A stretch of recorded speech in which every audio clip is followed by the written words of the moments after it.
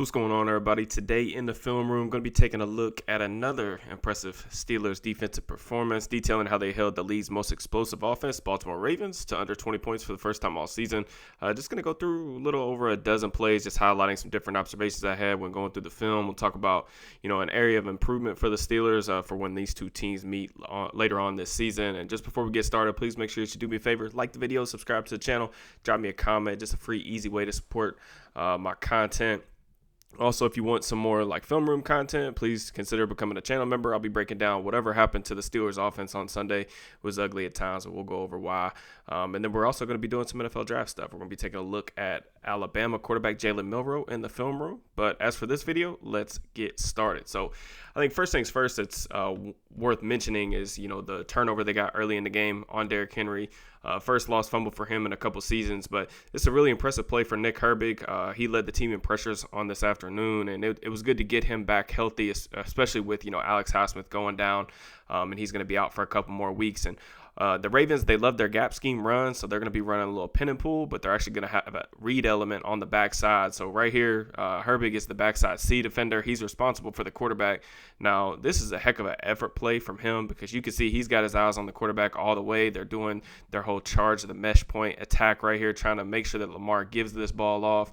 And you can see Henry has a nice cutback lane right here to get into, but you see Herbig's speed and explosiveness just to catch up to Henry before he really gets to the second level. Nice job punching the ball out to create a turnover. 3 turnovers on the afternoon. I mean, that's all you can ask for from your defense. They set the offense up with good field position on multiple occasions, and this is one of my favorite plays of the game. This is like the first, I think, third down of the game for the Ravens offense against the Steelers. Kind of want to explain why, and this kind of goes hand in hand with something I was talking about last week on Twitter.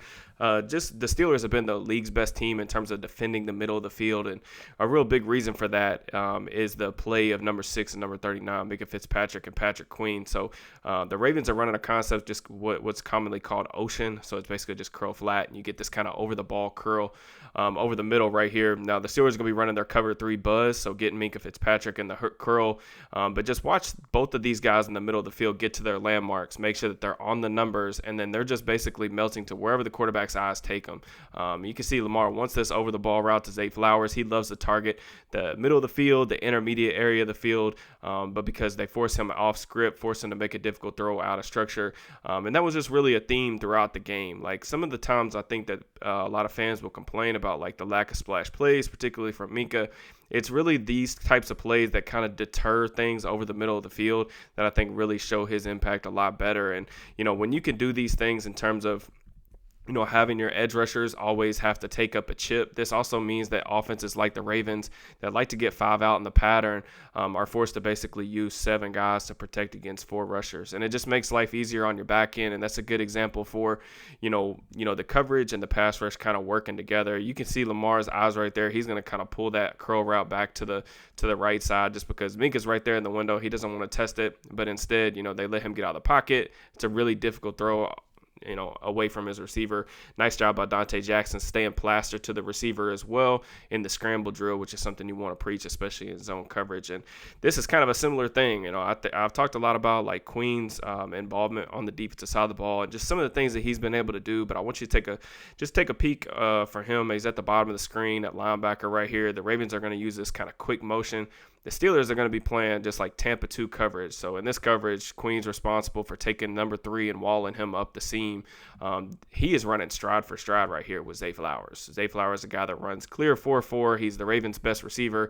I think it's easy to kind of see this, and because the ball doesn't go in his direction, you have to really watch the film to see his impact. But this is like not normal linebacker play. There are not a lot of linebackers that are athletic enough, that are rangy enough, that are fast enough, that can run with him stride for stride like that. You can see Lamar's eyes from the end zone angle.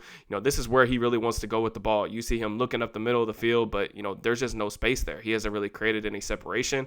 You can see Nick Herbig doing a good job, kind of slowly prying open Ronnie Stanley. A little speed to power right here.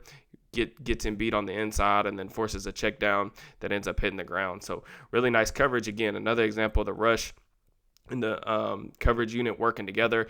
And just speaking of Queen, this could have honestly, we could have done like Patrick Queen individual defensive film rooms over the last 2 weeks with how many plays he's made.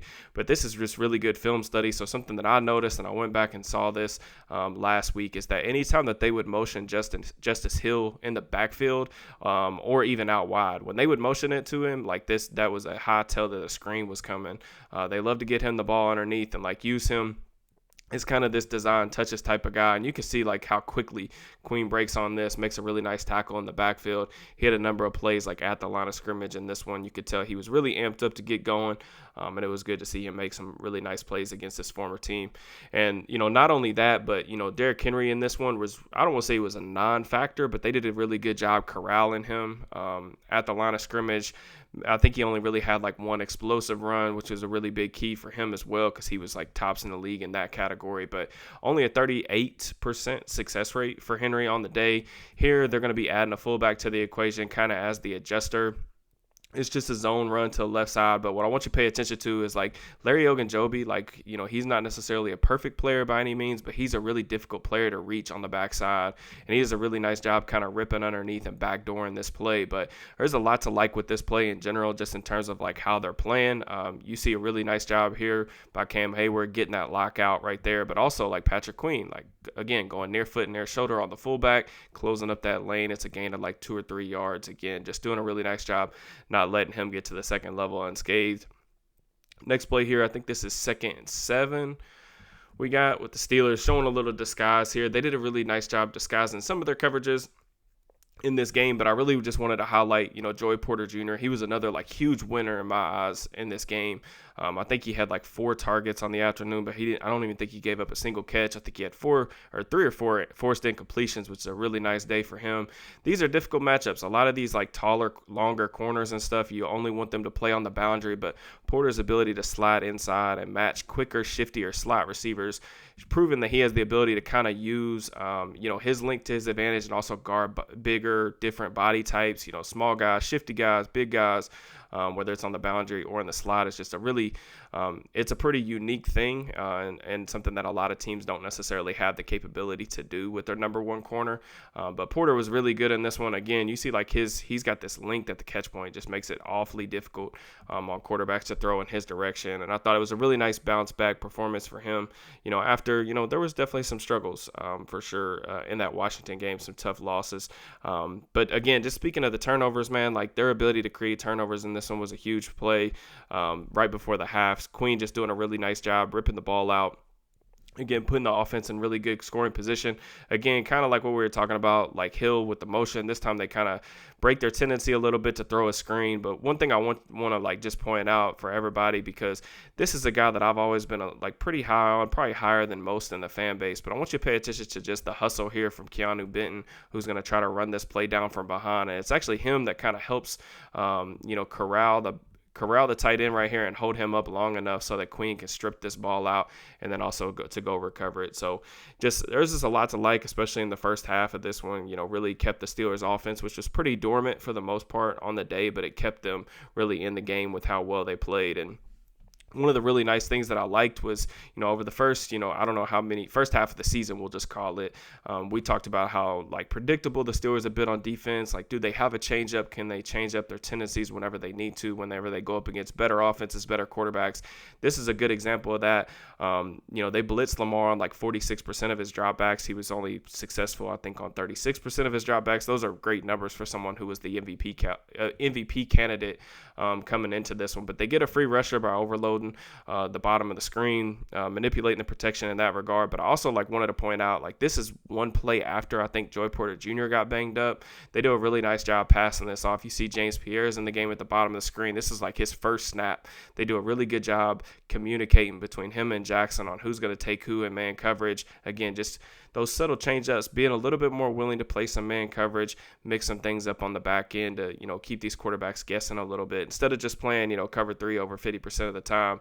But you can see doing a really nice job, putting 4-2 aside away from the slide. And, you get a free rusher right there. I think over the first half of the season, they only had like 3 or 4 like unblocked pressures. And I think they've had 3 or 4 unblocked pressures just in the past 2 games alone. So it's just been really nice to see some more diversity on the defensive side of the ball. And I was really happy with the way that they were able to like string some of these plays out. I also wanted to highlight, Preston Smith, who's, going to be seeing a decent amount of playing time. They're using him a little bit in some 3 edge packages, but he's also going to provide some really nice depth to what I think the Steelers already have at the position. Smith's a little bit of a bigger guy. He's over here at the right side of the screen right here. They've got Patrick Ricard, their fullback pseudo tight end, but this is like textbook on how to set the edge versus outside zone. You see him get that lockout, peek back inside. Again, this is another gain of like 2 or 3 yards, a total inconsequential play in the early down sequence. And again, really nice job. Cam Hayward holding the point of attack. Larry Ogunjobi, ripping into the backfield, trying to backdoor that thing. There's a lot to like with like how the defensive front played in this game, especially like versus the run, just how they were marrying the pass game together. And then again, this is just another example of really what I was talking about with like Minka, with Patrick Queen, taking away some of these throws over the middle. Right here, they're using their 3 edge front on third down. They're going to disguise a little bit of their coverage right here. And they're going to pop Patrick Queen back. This is just a cover 2 look. They've got everything pretty well distributed across the board right here. But once Jackson gets out here, just doing a really nice job of scrambling to make sure they, plaster themselves to the wide receivers. And also, we get the hustle from the edge players and trying to make Lamar really uncomfortable. I think the overall theme of the day is because of some penalties and just they weren't able to really stay on track, and they did a really nice job taking away Lamar's second read. It just didn't feel like anything was really difficult, or was really easy for them, I should say. He didn't have any easy throws available to him in this game. And you can see even right here, once he gets out of the pocket, these types of plays are usually the backbreakers whenever you play the Ravens, because he's so good at finding these receivers. He can throw across his body. But watch Minka. He's trying to get this ball to Nelson Aguilar. Minka comes flying up. Lamar has to pull the ball back a little bit. He ends up stepping it out. That it goes down on the stat sheet as a sack for TJ Watt. So that's nice. A nice little bonus right there for number 90 as a result of him getting, chipped on almost every single play. This was really nice play as well, just because, I think obviously the interception is an incredible effort by Peyton Wilson, but this is also something that's very clearly was something that the Ravens schemed up and was something that they wanted to target. They actually ran a similar kind of idea, a similar concept early in the game with Wilson, just to see how he would play this kind of wheel route with Justice Hill. Right here, this is all this really route is from the number 1 receiver down at the bottom of the screen is just really intended to be a little pick or rub to make him go underneath and to give, the back a step on the linebacker. But I think really this play to me shows how fast Wilson is. Even though he does originally kind of get stacked on the play vertically, his range, his speed, kind of some of the same things that we were talking about with Queen. Wilson's seen his playing time kind of decline in recent weeks, and I think that's good, honestly, just to take a little bit off of his plate, just kind of allow him to play a little bit more free, especially as he kind of gets acclimated to some of the finer parts of the position. It's a really difficult position to get, adjusted to at the NFL level, but this is just awesome. I love this for multiple reasons, because, when you're not in phase, and what I mean by in phase is if you can't reach out your arm and touch the wide receiver, that's being out of phase. So with Wilson, he's still playing catch-up mode right here. You see him open up his arms, try to disrupt this thing as much as possible. But really, once Hill hauls this into his chest, does a really nice job just playing through the hands, and not only just playing through the hands to try to get the incompletion, but just straight up jacking him from the ball. So it's a super impressive play from a rookie, especially in a rivalry game. His first Steelers-Ravens game. There's just a lot to like with that. And one of the things that the Ravens really like to do, of course, in the red zone is just making sure that they take advantage of Lamar's legs as a runner. We'll talk a little bit about that, here in a minute. But I think this play really gets blown up because of Nick Herbig's ability to get off the rock and cause some penetration, and it actually causes Jackson to go a little bit more wider, I think, than he really wanted to. But also what it does is they're trying to run pin and pull, and it takes out the guard as well, so he can't actually get out there to his intended target. What this means is Joey Porter Jr. is basically unblocked on the play. They don't have anybody to block him. He does a really nice job, just being aggressive, coming up, putting his face in the fan and making a really nice open field tackle on a pretty elusive player in Jackson. So Shout out to Nick Herbig. Some of the biggest plays in the game were really the result of number 51, and kind of embodies that next man up mentality when you get your backups that are making huge splash plays like that. Now, one of the things I wanted to talk about, just in terms of like things that the Steelers are going to need to kind of patch up before they play this team again here in a couple weeks, because we know it's going to be a dogfight whenever that matchup rolls back around, is like the Ravens are going to be kicking themselves when they actually watch the film, because like they didn't really have a ton of success in any one area on offense, aside from like the zone read stuff with Lamar. The Steelers had a really difficult time defending this, and it was really surprising to me that they didn't go to this more. The Steelers at times got out formation and were kind of forced into these light boxes. So 6 guys right here. Right here you can see like Nick Herbig, he's a C-gap defender. He's trying to run down Henry from behind. Lamar just pulls it, and then we have nobody to kind of replace and take the quarterback. And now if you kind of rewind this thing, when I talk about like getting out formationed, they're kind of running this dirty bunch to the bottom of the screen, and they're going to kind of put a bubble. So all this is like essentially the triple option.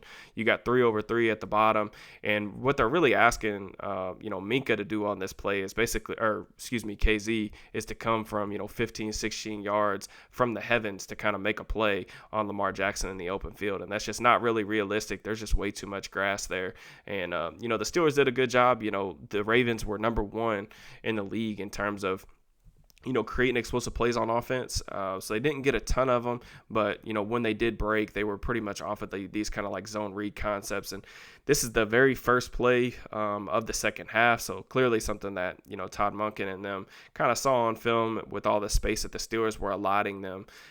Same formation, same play. This time you see TJ Watt, he's going to, charge at the quarterback.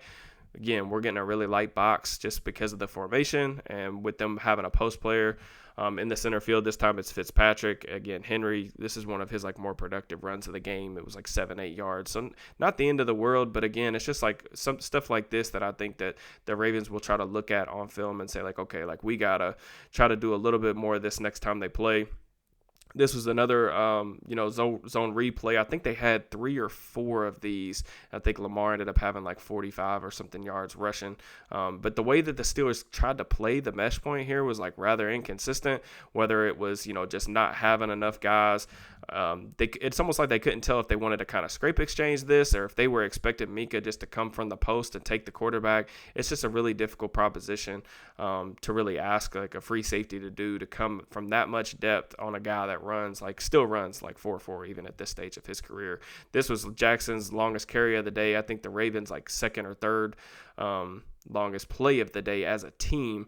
Really nice blocking they get down there from their tight end. But just another example of like what I was talking about. This time I almost feel like with the way that they're lined up in the front, this almost to me looks like it's supposed to be a scrape exchange. Like they're trying to get Herbig to maybe like near foot, near shoulder. This kind of escort motion right here, and Queen is supposed to scrape over the top, and he doesn't. That's at least the way it looks like to me they're trying to play this. But overall, like a really impressive defensive performance, and I don't really have any other criticisms in terms of how they played. I thought the zone coverage was really well leveraged. A lot of guys getting to the proper landmarks, making it really difficult on Lamar to find, open passing lanes, taking away his first, second option. And then I thought the pass rush, making sure that, they were being smart about staying in the rush lanes and also keeping him in the pocket and just not giving him easy escape routes to create some of those scrambles. So overall, a really clean performance. I liked a lot of the stuff they did from a schematic standpoint in terms of disguising the coverage. Obviously it helps when you've got a couple players just playing outstanding ball at the moment, mainly like guys like Patrick Queen. So really fun defensive tape to watch. I wish I could say the same about the offensive tape, but we'll watch that back just the same. But I appreciate the continued support for the channel. You guys enjoy the rest of your week, working on a short week until we get Cleveland on Thursday night. I'm excited about that matchup as well. I will talk to you guys soon. Peace and love.